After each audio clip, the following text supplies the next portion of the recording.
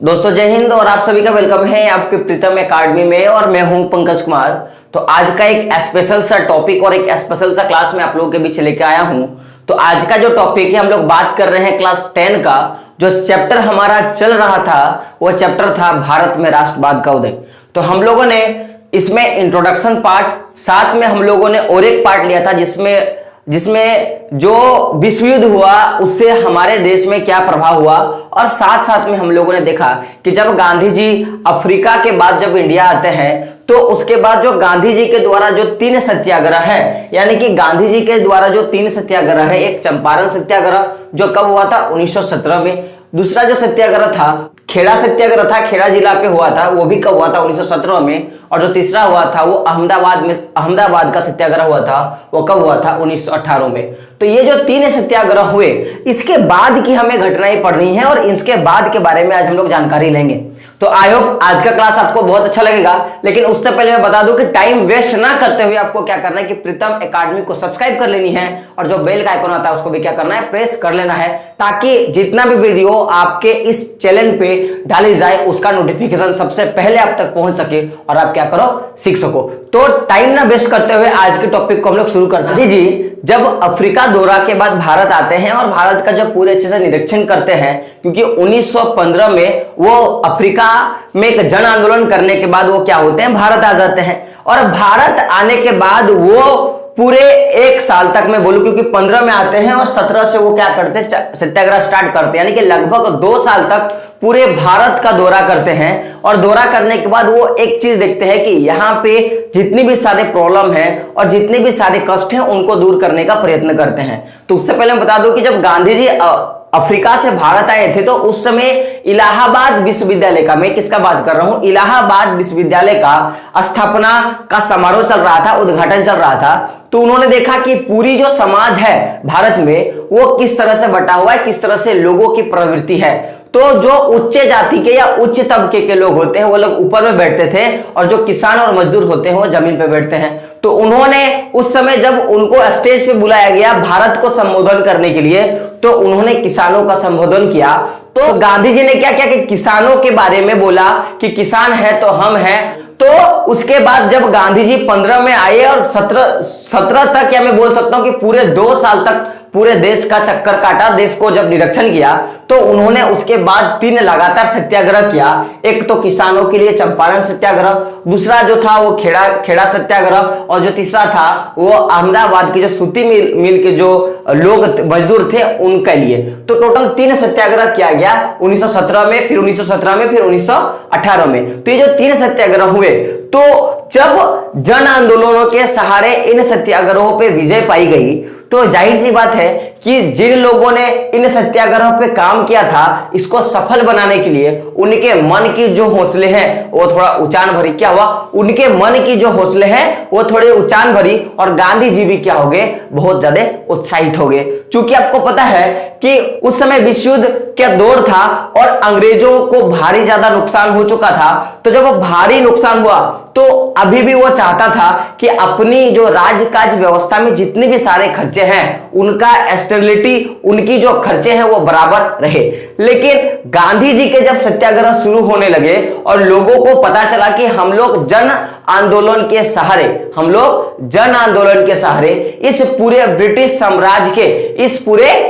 साम्राज्य का हम लोग क्या कर सकते हैं, पतन कर सकते हैं, तो लोगों ने गांधी जी का बढ़ चढ़कर सपोर्ट करना शुरू किया। तो अब यहां पे एक बात था कि अगर गांधी जी ने जन आंदोलन, जन आक्रोश, लोगों की जब भीड़ इकट्ठा करना शुरू कर दी और उसके एवज में सत्याग्रह जब उन्होंने शुरू कर दिया, तो अब अंग्रेजों को डर था कि कहीं ये जो धोती कुर्ता पहनने वाला एक पतला सा जो एक डंडा लिए आदमी है वो पूरे भारत से हम लोग को खदेड़ मारेगा, और वो किसके सहारे मारेगा, तो वो जन आंदोलन के सहारे में मारेगा। तो उसके लिए पूरी ब्रिटिश सरकार ने क्या किया कि एक एक्ट पारित कर दिया। उस एक्ट का नाम था रॉलेट एक्ट। क्या नाम था, रॉलेट एक्ट। तो क्या हुआ कि जब उन्होंने देखा कि गांधी जी जिस काम के लिए या जिन सत्याग्रहों के लिए, जन आंदोलनों के लिए भीड़ इकट्ठा कर रहे हैं और उसमें भारी मात्रा में लोग आके क्या हो रहे हैं, इन्वॉल्व हो रहे हैं, ऐड हो रहे हैं गांधी जी के उन सत्याग्रहों में, गांधी जी के बातों में, तो अंग्रेजों ने क्या किया, रॉलेट एक्ट लगा दिया। और मैं आपको बताऊं, आपसे पूछा जाता है कि रॉलेट एक्ट कब लगा गया, तो रॉलेट एक्ट 6 अप्रैल 1919 को, कब की घटना है, 6 अप्रैल 1919 को रॉलेट एक्ट लगा दिया गया। और ये जो रॉलेट एक्ट लगाया था, ये सर रॉलेट की अध्यक्षता में जो कमेटी बैठी थी उसका नाम था इंपीरियल लेजिस्लेटिव काउंसिल। क्या नाम था, इंपीरियल लेजिस्लेटिव कानून। और इस कानून को लगाने में उन्होंने ज्यादा टाइम नहीं लगाया, उन्होंने तुरंत क्या किया कि इस कानून को पारित कर दिया। तो जब उन्होंने रॉलेट एक्ट को, किसको मैं बात कर रहा हूं, रॉलेट एक्ट को लगा दिया, तो रॉलेट एक्ट को लगाया तो किन कारणों से लगाया भाई। अब मैंने बोला कि 6 अप्रैल 1919 को जब रॉलेट एक्ट को लगा दिया गया तो किन कारणों से रॉलेट एक्ट को लगाया, तो मैंने क्या बोला कि गांधी जी अपने साथ जितने भी काम करते थे, कौन से काम, सत्याग्रहों के काम, तो उनमें बहुत ज्यादा भीड़ होता था, बहुत ज्यादा लोगों की, जन समूहों की उसमें क्या होती थी, भागीदारी होती थी। और एक बड़े मात्रा में क्या होता था कि राजनीतिक गतिविधि होती थी। क्या होती थी, बहुत बड़े मात्रा में एक राजनीतिक गतिविधि होती थी।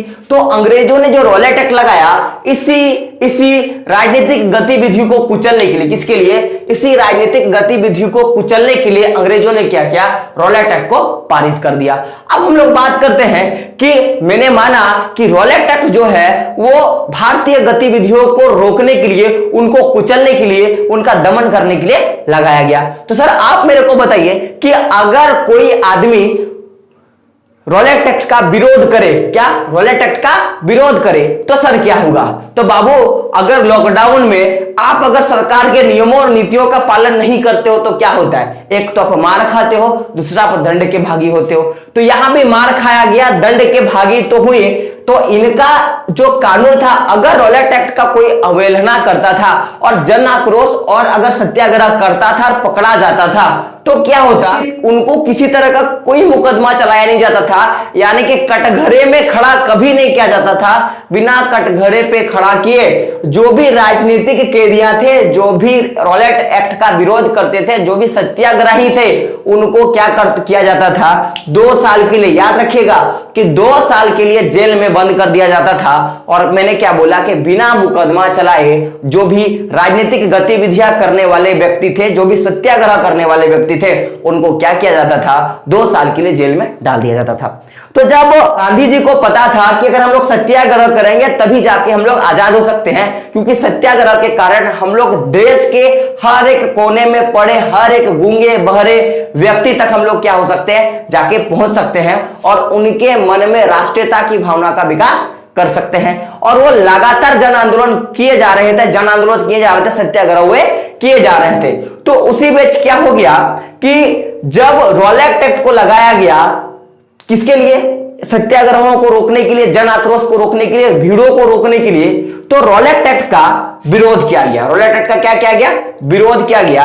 तो रॉलेट एक्ट का विरोध किसने किया भाई, तो भारतीय समुदाय ने, यानी कि भारत के वे सारे लोग जिनके मन में कुछ ना कुछ भावनाएं था। तो रीजन क्या था कि ये जो वो लोग 2 साल बिना मुकदमा चलाए बंद कर दिया, और साथ में आप अगर भीड़ इकट्ठा करते हो तो आपको भी क्या करेंगे, जेल में डाल देंगे।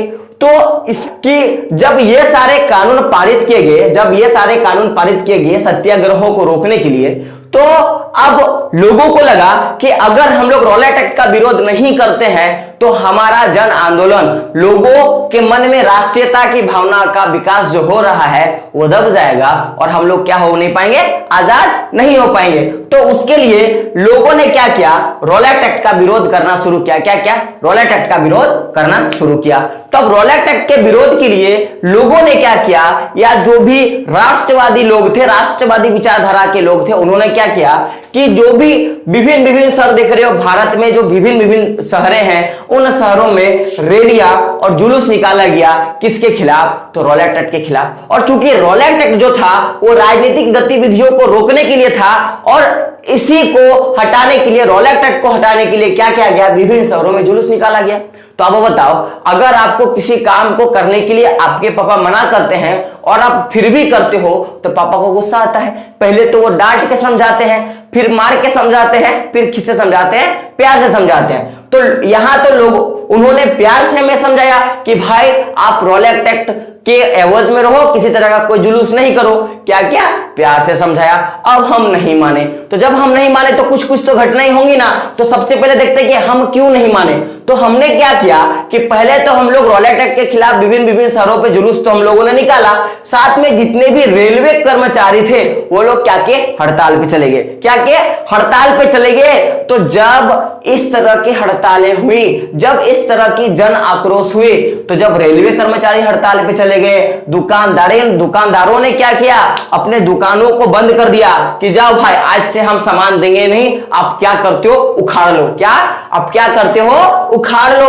तो जब लोगों ने रैलियां शुरू करी, कर्मचारी हड़ताल पे चले गए, दुकानें बंद कर दी गई, और जो ये जन आक्रोश का भाव जब ज्यादा मात्रा में पूरे देश में पनपने लगा, भारत में जो राष्ट्रवादी का जो विचारधारा है वो भारी मात्रा में रोलेक्ट एक्ट के कारण और उभर के आया। तो जो रेलवे सेवा थी, क्योंकि देखो रेलवे कर्मचारी क्या किया, हड़ताल पे चले गए। तो जब रेलवे सेवा हड़ताल पे चली गई तो अब बताओ रेल से लोग क्या करते थे, एक तो आयात निर्यात करते थे वस्तुओं का, साथ में सूचनाओं का आदान प्रदान करते थे कि मैंने एक खत लिखा तो उस पार्सल, इसे रेलवे में एक पार्सल बोगी होता है, तो उससे लोग क्या करते, या तो अपने पार्सल को या अपने सूचनाओं को किसी ना किसी थ्रू से भेज सकते हैं। तो अगर रेल का जो पूरा जो वर्कशॉप था वो जब बंद हो गया तो उससे क्या हो गया कि जो टेलीग्राफ की जो साधनें थी, यानी कि जो भी संचार की सुविधाएं थी, वो धीरे धीरे क्या होने लगी, भंग होने लगा। तो जब धीरे धीरे सूचनाएं भंग होने लगे, आयात निर्यात जब बंद होने लगा, तो अंग्रेजों को बहुत ज्यादा गुस्सा आया। और मैंने अभी आपको समझाया कि अगर आप गलती करते हो तो पापा पहले आपको प्यार से समझाते हैं, फिर पापा क्या करते हैं, आपको डांट के समझाते हैं, फिर पापा क्या करते हैं, आपको मार के समझाते हैं। तो उन्होंने प्यार से समझाया, रोलेक्ट एक्ट लगा दिया, हम लोग नहीं माने। क्यों नहीं माने, ये सारे कांड करके हम लोग नहीं माने। तो अब पापा क्या करेंगे, डांटेंगे। तो डांटने के लिए उन्होंने क्या किया कि जब हम लोगों ने रोलेक्ट एक्ट का विरोध करना शुरू किया तो उसके एवज में कुछ तो प्रतिक्रिया होगी ना अंग्रेजों की। वो तो हाथों में चूड़ियां पहन के नहीं बैठे थे, या हम अपने हाथों पे कंगन पहन के नहीं बैठे थे। तो उन्होंने क्या किया, अंग्रेजों ने सबसे पहले क्या किया कि अंग्रेजों ने जन आंदोलन से भयभीत होकर, इन सारे आंदोलनों से भयभीत होकर राष्ट्रवादियों का दमन करना शुरू कर दिया कि अब कौन बेचारा है जो मेरा टक्कर पे आएगा। और उनका क्या करना शुरू कर दिया, राष्ट्रवादियों का दमन करना शुरू कर दिया, मारने काटना शुरू कर दिया। क्योंकि ये जो आक्रोश थी, ये जो रोलेक्ट एक्ट है, वो ज्यादातर मैं बोल सकता हूं कि अमृतसर यानी कि पंजाब और अमृतसर वाले इलाके में ज्यादा देखने को मिला। क्यों, क्योंकि आपको पता है कि उस समय जितने भी ब्रिटिश सरकार की जितने भी सेना थे वो ज्यादातर उसी वाले इलाका से लोग सेना में काम करने के लिए आते थे। और लोगों के मन में देखो, पंजाबी लोग है भाई, इनके पास तो ऑटोमेटिकली बहुत ज्यादा राष्ट्र के प्रति, अपने देश के प्रति भावनाएं होती है। आप भगत सिंह को देख लो, है ना, भगत सिंह के नाम से आप लोग सब समझ जाओगे मैं क्या बात कर रहा हूं। तो ये जो पूरा जो रोलेक्ट एक्ट का जो विचार था वो ज्यादातर पंजाब वाले हिस्सों में देखने को मिला।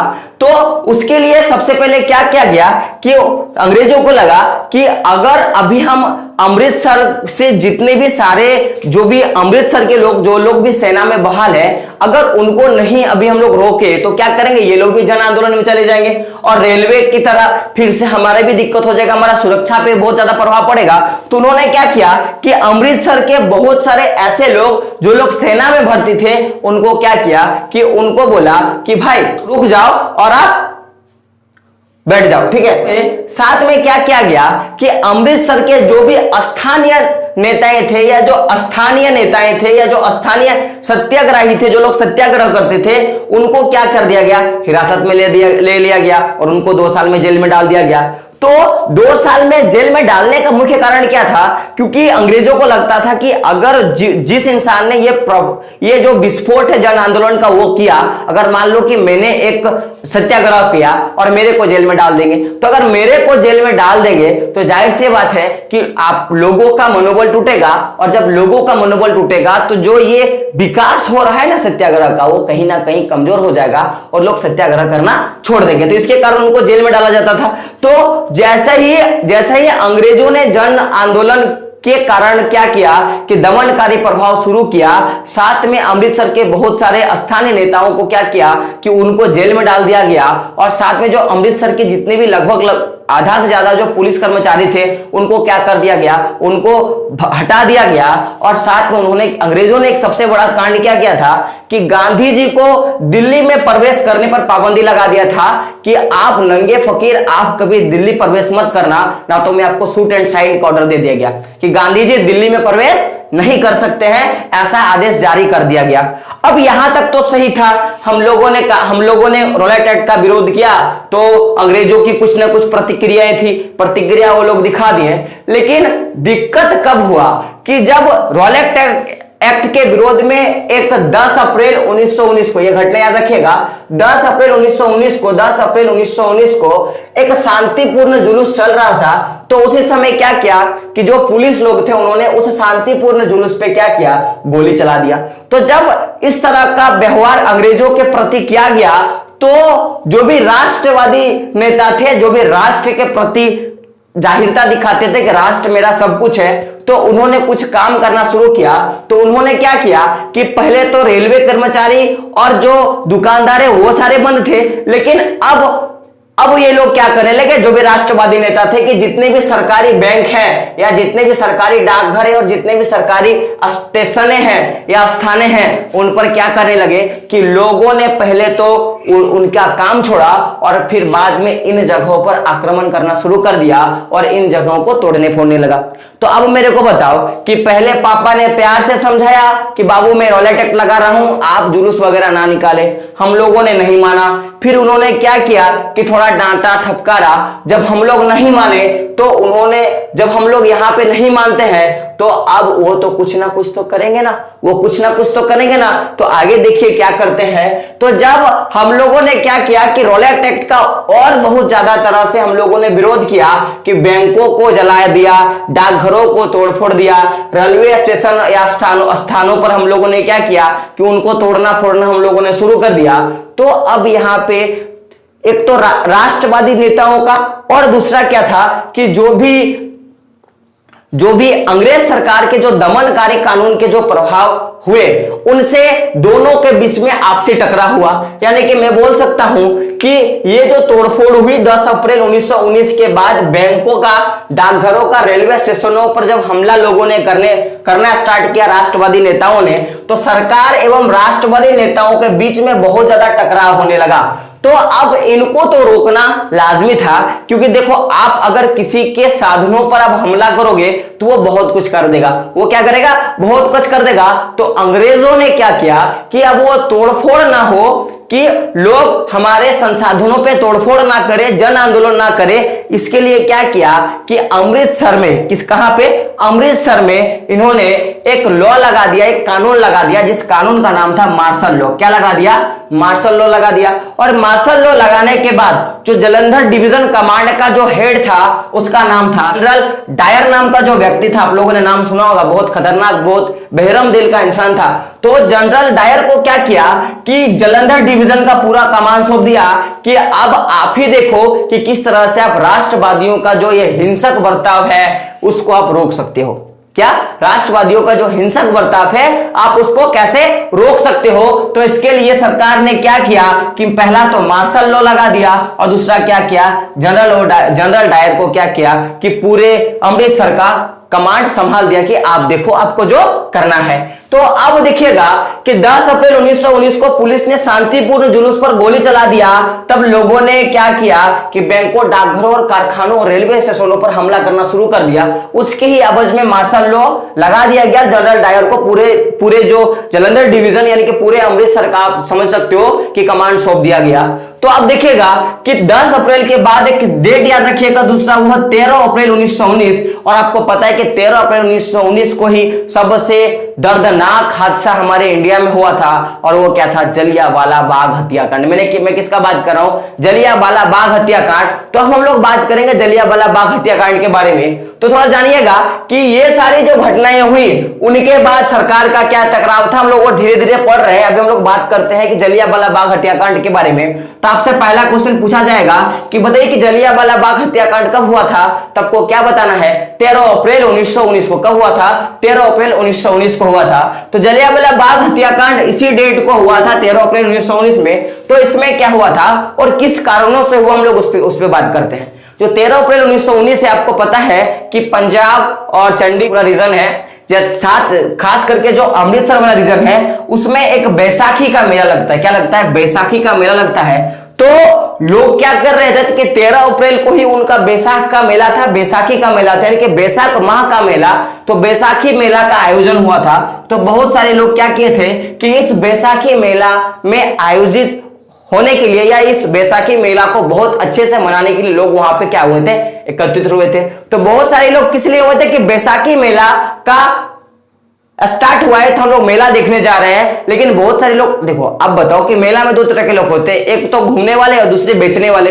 तो बहुत सारे लोग घूमने के लिए गए थे और बहुत सारे लोग क्या करने के लिए गए थे कि जो भी रोलेट एक्ट जो चल रहा था, जो सरकार का दमनकारी जो कानून चल रहा था, उसके विरोध में लोगों को बताने के लिए गए थे कि हम लोग क्या करेंगे, इसका विरोध करेंगे।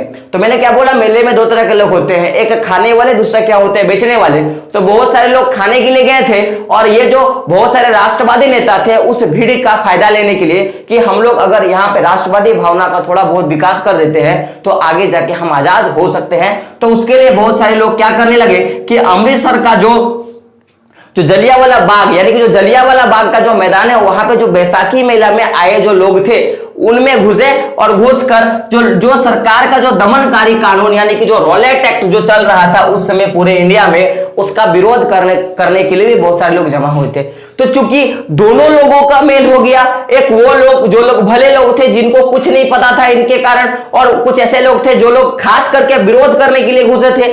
तो अब यहां पे सबसे महत्वपूर्ण बात क्या होती है, आप उस पर थोड़ा कान दीजिएगा, अपना गौर कीजिएगा कि चूंकि ये जो सारे लोग हैं वो लोग एक मैदान पे, कहां पे मैं बात करता हूं कि मैदान पे एकत्रित हुए थे, क्योंकि इतना ज्यादा भीड़ तो कहीं एक घर में तो हो नहीं सकता, एक मैदान में वो लोग जमा हुए थे। और सबसे खराब बात क्या था कि ये जो मैदान था ये चारों तरफ से बंद था, यानी कि ये मैदान चारों तरफ से घिरा हुआ था। क्या था? चारों तरफ से मैदान घिरा हुआ था। चूंकि ये जो मैदान था ये शहर से बहुत दूर था, इसके कारण लोगों को पता ही नहीं लगा कि शहर में मार्शल लॉ लग गया है, यानी कि शहर में मार्शल लॉ लग गया है। अब हम लोग कहीं किसी भी तरह का कोई भीड़ इकट्ठा नहीं कर सकते। ये आज हम लोग जिसको हम लोग कर्फ्यू के नाम से जानते हैं ना, तो पहले उसको मार्शल लॉ बोला जाता था कि लोग घर से बाहर नहीं निकलेंगे। तो तब मैदान, चूंकि मैदान जो था वो शहर से बहुत दूर था, तो लोगों को पता ही नहीं था कि यहां अब हमारे शहर में, हमारे गांव में क्या लग चुका है, मार्शल लॉ लग चुका है। चूंकि जनरल डायर को किसी ने खबर दे दिया कि लोग वहां पे एकत्रित हुए हैं, कुछ लोग जो है वो बैसाखी मेला को घूमने के लिए आए, कुछ लोग क्या कर रहे हैं, दमनकारी प्रभाव को रोकने के लिए, सरकार की नीतियों को रोकने के लिए एकत्रित हुए हैं। तो जनरल डायर ने क्या किया कि अपने जालंधर डिवीजन के जितने भी हथियारबंद सैनिक थे उनको साथ लेकर वहां पहुंच गए। कहां पे? जलियांवाला बाग का जो मैदान था वहां पे पहुंच गए। चूंकि चारों तरफ से ये जो जगह थी वो घिरी हुई थी, तो सबसे पहले जनरल डायर ने क्या किया कि मैदान से बाहर निकलने के सारे रास्तों को बंद कर दिया गया। सारे रास्तों पे क्या किया, अपने सैनिकों को लगा दिया गया और बहुत सारे रास्तों को क्या कर दिया गया, बंद कर दिया गया। तो जाके जनरल डायर ने अपने सैनिकों को क्या किया कि बोला कि जाओ, जितने भी गन हैं, जितने भी आपके साथ बम बारूद आप उठा के लेके जाओ, साथ में रास्तों को बंद कर दिया गया। तो अब जनरल डायर ने बोला कि भाई शूट करो। क्या बोला कि अब शूट करो। जनरल डायर ने भीड़ पर गोली चलाना शुरू करने का आदेश दे दिया। तो चूंकि ये जो लोग हैं हथियारबंद सैनिक, वो लोग तो मुंह ताकने के लिए नहीं आए थे कि बाबू आप लोग अच्छे काम कर रहे हो, मैं आपका समर्थन कर रहा हूं। नहीं, ये लोग मार्शल लॉ के तहत, जो सरकार ने जो मार्शल लॉ लगाया था उसका सपोर्ट करने के लिए जनरल डायर और उसकी सेना आई थी। तो जनरल डायर ने जब गोली चलाने का आदेश दे दिया तो सिपाहियों ने कुछ नहीं किया, बस धड़ाधड़ धड़ाधड़ धड़ाधड़ धड़ाधड़ गोली चलाना शुरू किया और अंधाधुंध फायरिंग उस भीड़ पर कर दिया गया। क्या क्या? उस भीड़ पे अंधाधुंध फायरिंग कर दिया गया, जिससे सैकड़ों लोग मारे जाने लगे।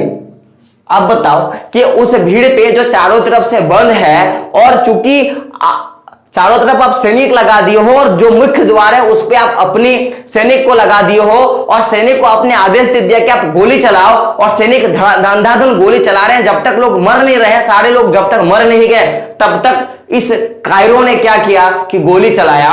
और गोली चलाकर क्या किया कि जो सैकड़ों, जो वहां पे जो हजारों लोग या जो मैं बोल सकता हूं लाखों लोग जो उस मेला में भाग लिए थे, शिरकत हुए थे, उनको क्या कर दिया गया? मार दिया गया।